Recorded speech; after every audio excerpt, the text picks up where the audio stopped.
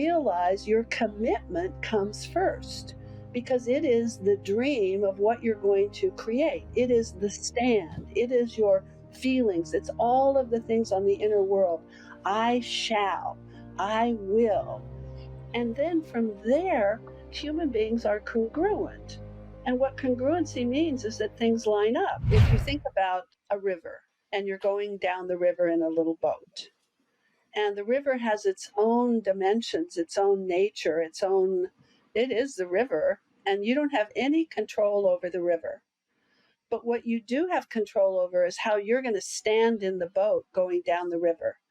Now, the river may have turbulence, or it may be totally no wind, and so it's totally still, or there may be rapids, or there may be great drop-offs. And you can't change that. People try to change the river, or they try to change their circumstances, or they try to change the person that they're dealing with, or they try to change the event that they're in, rather than realizing they can only choose how to respond to it. It's going to be the way that it is. And when you realize that's the way it is, then you start putting your focus and your attention on the things that you talked about, which is what I call being centered. And being centered is present, open, and connected. So if I can be in present time, not think about the past or worried about the future or caught up in my emotions and in my head, if I can be open to the possibility of things rather than closed down and cautious and reticent. And if I can be connected, if I can come from the place that I realize I'm connected to all of it, so there's a flow. The same source that makes the river makes me. And everything is connected. If I can come from that understanding, then I don't resist what's happening. I begin to flow with it. And so when you put your attention on getting back to center before you choose an action to take, then the action that you take is more productive because you're not caught up in your automatic behaviors and your old decisions and your, emotions that are running you. You're centered, open, present, and connected. Now I choose, okay, maybe I don't have all the choices in the world. Maybe if I'm in prison, I can't choose to be here or not. But I can choose how I'm going to respond to this particular way it is, to this event, to this person, to this circumstance. And that's what I think you're saying. You're saying get centered first and then come from your own ability to choose a productive way to move forward. And then the other thing I would say is if people understand how things are created. Most people think that you create something. If you want to be something, you have to have something and do something first. So if I want to be a dancer, first I have to go out and get some money and buy an outfit and then get a trainer and a teacher and, practice and get some music. So these are the things I need to have and these are the things I need to do and then I can be a dancer. But the way things really work is it's always the dream is first. Of everything that exists in reality, a dream of it happens first.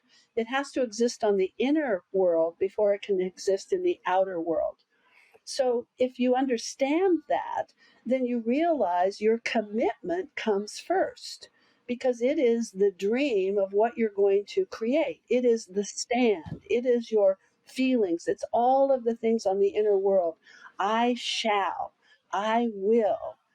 And then from there, human beings are congruent. And what congruency means is that things line up. So if you are being a certain commitment, what will happen is you will act in a certain way and speak in a certain way in terms of the alignment of that commitment.